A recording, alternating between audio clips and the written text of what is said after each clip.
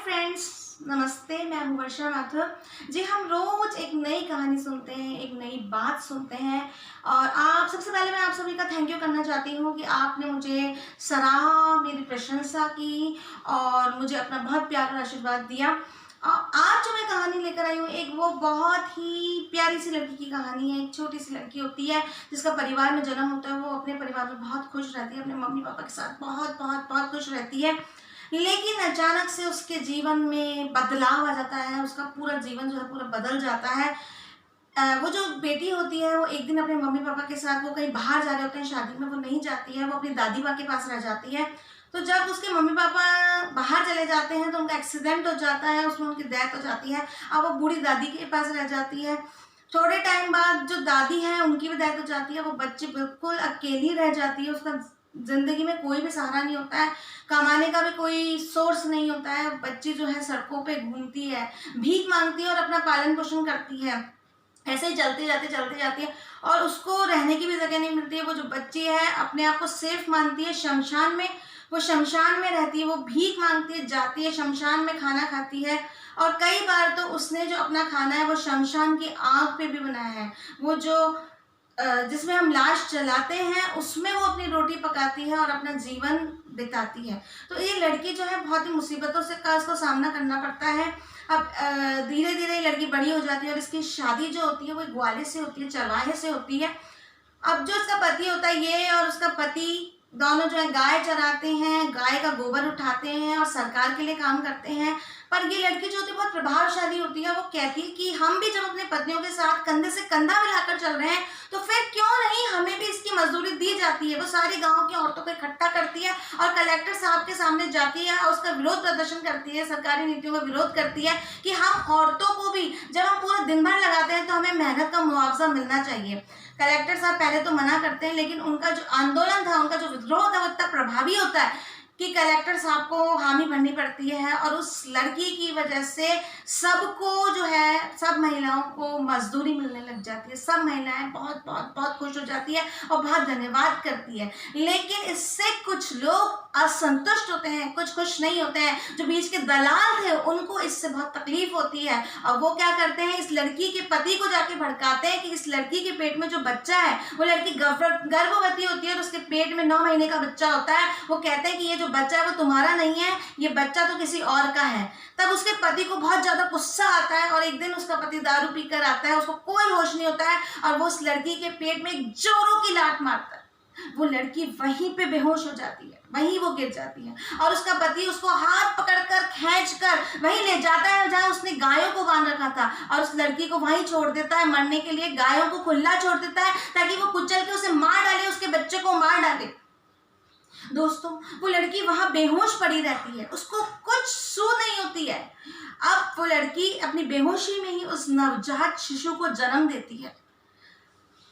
अब वहां पे जो होती है वो बहुत सारी गायें जो होती है उसके चारों तरफ होती है, लेकिन उसमें से एक गाय ऐसी होती है जो उसकी रक्षा करती है, उसको दूसरी गायों से उसको बचाती है और जोर जोर से आवाज करती है, मैं करके, और उस लड़की को जगाने की कोशिश करती है। अब वो जो औरत है वो उठती है तो देखती है कि उसने बेहोशी में ही एक बच्चे को पैदा कर दिया, नवजात शिशु उसके पास में पड़ा हुआ है और गाय जो है उसको जगाने की कोशिश कर रही है। उसको इस बात पे बहुत रोना आता है और वो सोचती है कि मेरा तो पहले ही कोई सहारा नहीं था, मेरे पति ने मुझे घर से निकाल दिया, मैं इस बच्चे को लेकर कहाँ जाऊंगी। उसके मन में डिप्रेशन होता है, वो मरने की सोचती है। लेकिन जब वो गाय को देखती है तो गाय उसको बहुत ही प्यार की नजरों से देखती है। वो गाय के गले लग जाती है और वो कहती है, हे गाय माता, जैसे तूने मेरी रक्षा करी, मैं तुझसे पूरा वादा करती हूँ कि मैं भी एक माँ की तरह इस दुनिया में वो हर बच्चा जो कि असहाय उसकी रक्षा करूंगी। जी हाँ दोस्तों, इस लड़की की कहानी यहीं से शुरू होती है। ये लड़की जो अपने बच्चे को लेकर वहां से जाती है। उस समय जब वो बच्चा पैदा हुआ तो उसकी और माता की नाल जो जुड़ी हुई होती है, उसको काटने का भी उसके पास कोई साधन नहीं था। वो एक नुकीला भाटा लेती है और उससे वो उस नाल को मार मार कर काटती है और रोती जाती है। जो दर्द होता है वो बाद में शोलों के रूप में उतरता है और वो दूसरों की सबकी माँ बन जाती है। वो उस बच्चे के अलावा ऐसे अनाथ बच्चे जो कि डस्टबिन में डाल दिए गए हैं, जो किसी कोने में फेंक दिए गए, जिन्हें अभिशाप माना जाता है, ऐसी कई लड़कियां, उन सबको वो पालती है। वो कैसे पालती है उनको, उसका उसका खुद का जरिया नहीं होता है, लेकिन वो जाती है, भीख मांगती है, उसमें 4 रोटी मिलती है तो आधे आधे टुकड़े करके सबको बांट देती है। इस तरह से धीरे धीरे उसका परिवार भी बड़ा हो जाता है। और दोस्तों कहते हैं ना, यदि हम किसी दूसरे की मदद करते हैं तो ईश्वर हमारा मदद करता है। तो उसी तरह से उस लड़की की ईश्वर ने मदद करी और आगे से आगे वो लड़की जो है वो दूसरों की मदद करती गई। इसका दुनिया ने भी बहुत विरोध किया और उसके पति ने भी विरोध किया, लेकिन वो उससे संभले नहीं। आज 1400 ऐसे परिवार हैं, आज 1400 ऐसे बच्चे हैं जिनका वो सहारा बन गई है।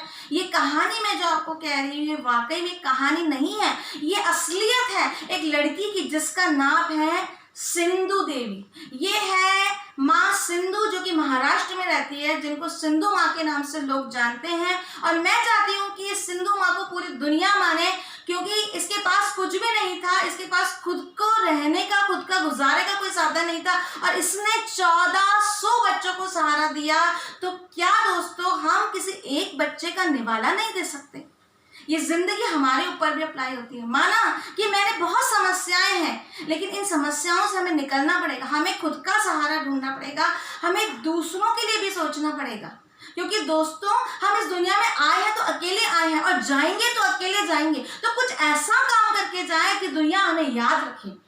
दोस्तों हमें आज से वादा करना है कि हम कुछ ना कुछ ऐसा काम करेंगे कि जिससे हम दूसरों की सहायता कर सकें। जैसे कि मैंने इस बात को फॉलो किया और लॉकडाउन में मैं भी अपने घर में थी, मैं कुछ नहीं कर सकती थी, पर मेरे मन में एक भाव थे कि मैं कुछ ना कुछ करूं। तो बस हमारे घर के बाहर कुछ छोटे छोटे से बच्चे आए थे जो वाकई में मजबूर थे इस लॉकडाउन में बाहर निकलने को, क्योंकि उनके पास खाने को अन्न नहीं था।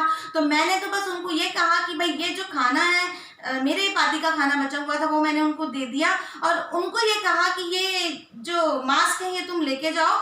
और उनका एड्रेस मैंने ले लिया और हमारे जो समाज के जो सेवा भावी लोग हैं उनको वो एड्रेस दे दिया। उन्होंने उन बच्चों के घर तक खाना पहुंचाया और आज दिन तक वो बच्चे वापस मेरे घर तक नहीं आए हैं।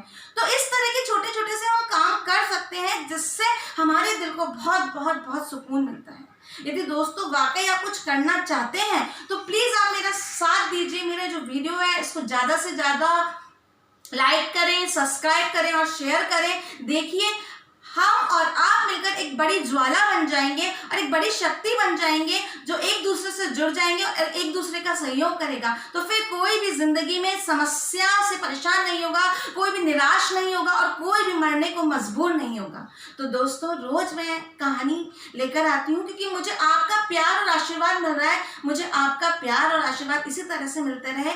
कल मिलेंगे फिर एक अच्छी राह, एक अच्छी बात और एक नई मुलाकात के साथ। तब तक के लिए अलविदा, शुभ रात्रि, नमस्कार।